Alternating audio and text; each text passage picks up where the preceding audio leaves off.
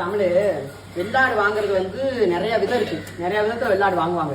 அது எப்படி நம்ம வந்து சந்தையில போய் வெள்ளாடை பார்த்து கண்டுபிடிக்கிறது? சரி, அதுக்கு வந்து என்ன பண்றோம் அப்படின்னா, இப்போ ஒரு வெள்ளாடு இருந்துச்சு அப்படின்னா இந்த வெள்ளாடோட கண்ணை வந்து இப்படி பார்க்கணும். இந்த கண்ணு வந்து இப்படி வெளிர் நிறத்துல இருந்துச்சு அப்படின்னா அது நல்லா இருக்கு. இதே கண்ணுல வந்து மஞ்சள் கலர்ல இருந்துச்சு அப்படின்னா அந்த ஆடு வந்து வாங்கக்கூடாது. ஏன் மஞ்சள் கலர் அப்படின்னா அதுக்கு மஞ்சள் நோய் அப்படின்ற ஒரு நோய் இருக்கு அப்படின்னு சொல்லலாம். அடுத்தது ரெண்டாவது வந்து பார்த்தோம்னா ஆடோட பல்ல பார்த்து வாங்கணும். நீ இற போடுறத அதால சாப்பிட்டு வந்து செரிக்கிற மாணிக்க இருக்கணும். சரியா? இப்ப ஆட்டுல வந்து 2 பல்லு இருந்துச்சுன்னா அதுக்கு 1 வயசு, 4 பல்லு இருந்துச்சுன்னா 2 வயசு, இப்படி பல்ல பார்த்து அந்த ஆட்டோட வயசை பார்த்து வந்து வாங்கணும். சரியா?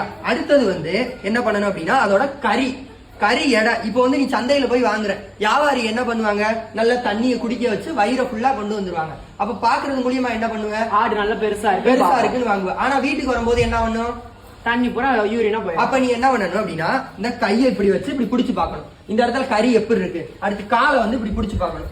இங்க வந்து கறி வந்து எப்படி இருக்கு. இது மூலியமா வந்து என்னன்னா ஆடு வந்து நல்லா சதப்பற்றா இருக்கா அப்படின்றத வந்து நீ வந்து கண்டுபிடிப்ப.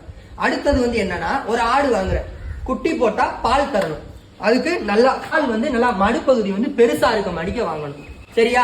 சரி, அப்ப இதெல்லாம் பார்த்து வாங்கினா ஒரு நல்ல வெள்ளாடை வாங்கிடலாம்னு சொல்றேன். ஆமா, இதை பார்த்து வாங்கினா வாங்கிடலாம். அப்ப அவங்க இதை பார்த்தாங்கன்னா ஒரு நல்ல வெள்ளாடை வாங்கிடலாம். சரி, அப்ப இது நீங்களும் பார்த்துட்டு ஒரு நல்ல வெள்ளாடை வாங்கிருங்க. நன்றி.